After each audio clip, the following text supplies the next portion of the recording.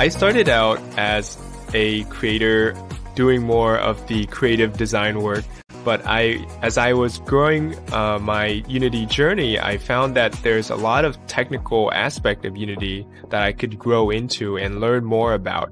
The two together can become very powerful. To make a story that's engaging, it's very possible. You can make a really simple story in a very simple game that grabs people's attention, but it won't probably be the way you think it will be. And that's why I think it's important to start off with really small projects so that you know what you're capable of.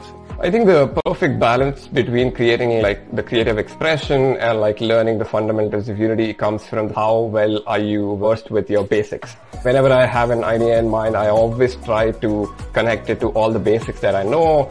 I look up like how some of the stuff works, underlying technology works, but at the end of the day, the only way to master something is to master the basics of it. It's the dilemma of any creative, really. You need to compromise your vision to a certain degree because your resources, your time and money and motivation, they're finite. But if you find something that gets you excited and it's possible for you to make because it's simple, then you should latch onto that idea with every ounce of energy you have because that idea is special.